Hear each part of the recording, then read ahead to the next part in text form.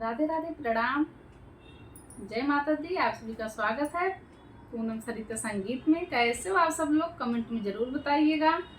आज मैं आप सभी के बीच में बहुत छोटा सा, बहुत प्यारा सा, बहुत पुराना सोहर गीत लेकर आई हूँ। आप सभी से रिक्वेस्ट है कि वीडियो को फुल वॉच कीजिएगा। कैसा लगा कमेंट में ज़रूर बताइएगा। धन्यवाद।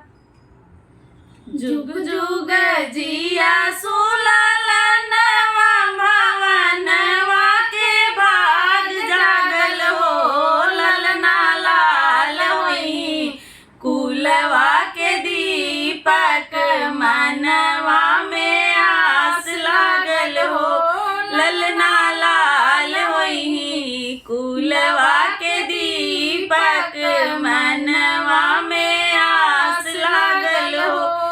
आजू के दिनवा सुहावन रतिया लुभावन हो, ललना दीदिया के होरिला जन्म ले होरिलवा बड़ा सुंदर हो, ललना दीदिया के होरिला जन्म ले होरिलवा बड़ा सुंदर हो।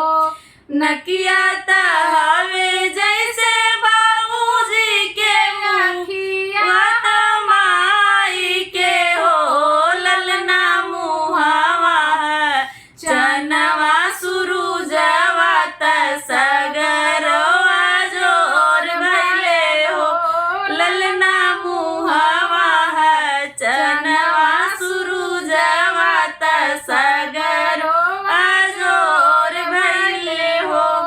सासु सुहागिन बड़ी भागिन अन धन लुटावेली हो, ललना दुआरा पे बाजला बधाइया अंगनवा उठे सोहर हो, ललना दुआरा पे बाजला बधाइया अंगनवा उठे सोहर हो।